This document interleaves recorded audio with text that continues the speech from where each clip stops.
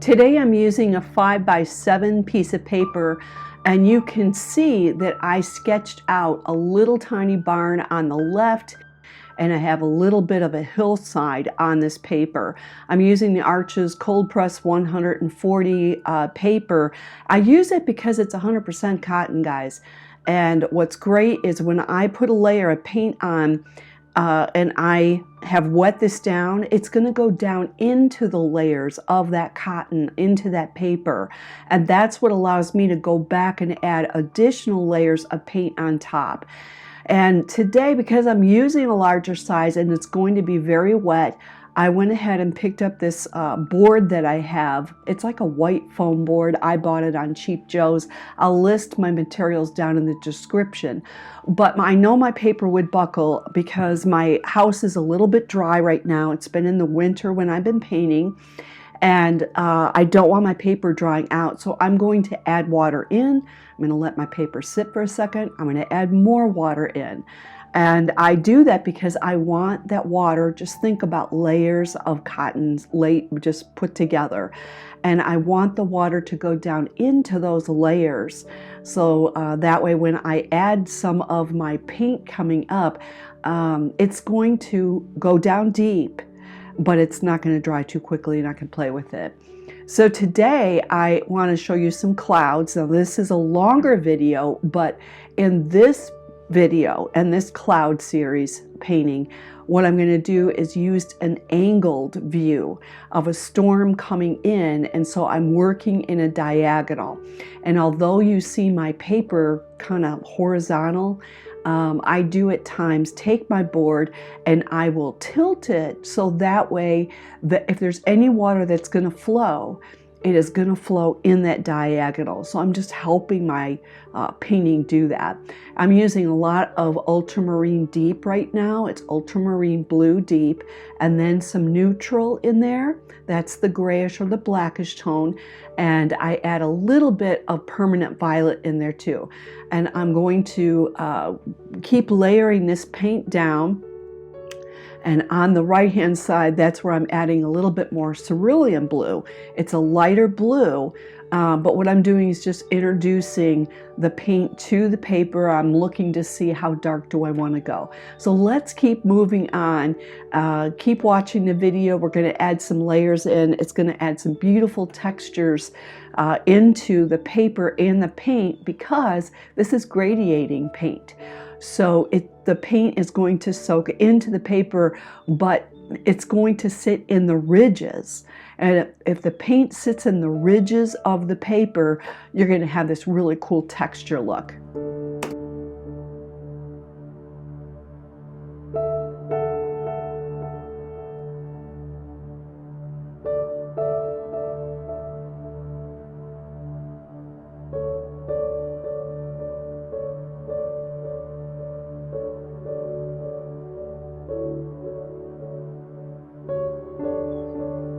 All right, I'm going to let you know a secret. On this landscape area, you're going to see the colors sap green right there that I added in. Now, if you look at that carefully, guys, there was some purple on that bottom. I had a bright purple. It was horrible. So I took those Clorox sponges that you can use. They're white, and you use them around the house because they take off every stain possible. Buy a couple and use them for your artwork. Seriously, I just totally blew the painting, and I grabbed that sponge and I wet down this paint and I wiped it all off. So just a little secret and technique you could use it if you really blow something, you actually can fix it. So as I move forward with this painting, I am going to add in some greens and yellows into this landscape below. And I wanted you to know that before we move forward. So right now I'm going to move on to the barn. I'm cleaning up the chimney. I'm just by using a chisel brush. That's what this is. It's a little stiff and it's great to wet and clean up some edges. And because ultramarine blue deep and these other colors I used, they're non-staining. I can lift them off. It takes a little bit of scrubbing on an Arches paper. There's other papers that are easier to scrub and lift paint off, but for this one, it was easy enough.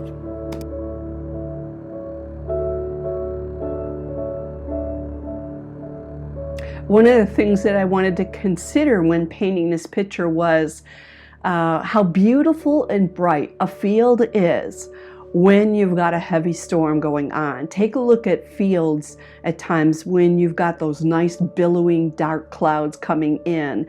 And I've driven to work, and I work from home now, but the years where I was driving to an office, we had the most vibrant yellow fields in the spring and the summer.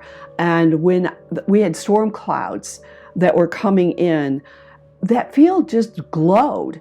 And that's one of the things I wanted to capture the mood of in this painting. So I'm going to continue to add in some of my darker greens towards that landscape on the bottom, the foreground that's closest to you and I, and that's going to help add some depth in here. And I'm just going to continue to layer those greens in, and you're just going to see me continue to drop paint in, drop paint in, drop paint in, and then I'm going to let it dry.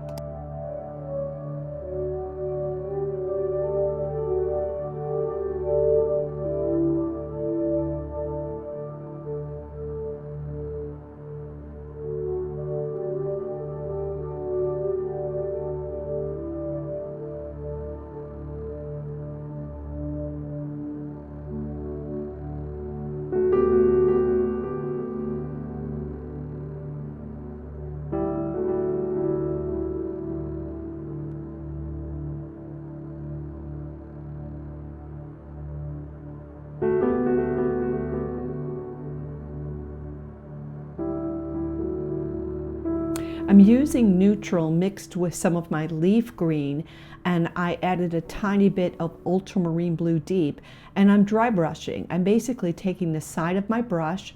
I do not have a lot of water in it, and you can see I'm scraping it upwards, and what I'm doing is creating grass. So this is another technique that's good to have in your toolbox, because when you're creating watercolor paintings, what you want to do is create different textures, different shapes, different directions, and lead the eyes in the right direction. So I'm adding in a darker foreground to help take people's eyes towards the house in the back.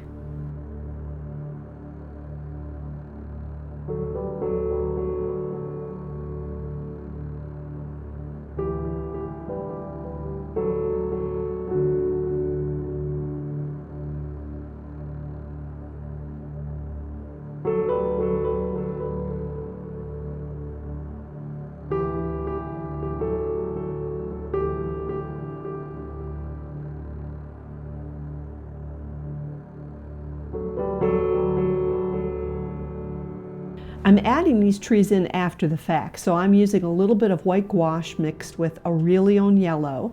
I mixed in with a little bit of sap green, which is a nice bright color, and I'm adding in these trees just as another point of interest, but it's still going to pull your eye towards the house on the left.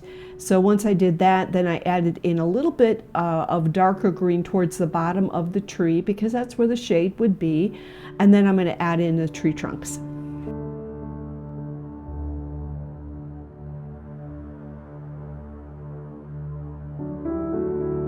I'm up to the point of final details. I added a tiny bit of grass just beyond the foreground and a little bit at the top to help define the fields, define the two of them a little bit more.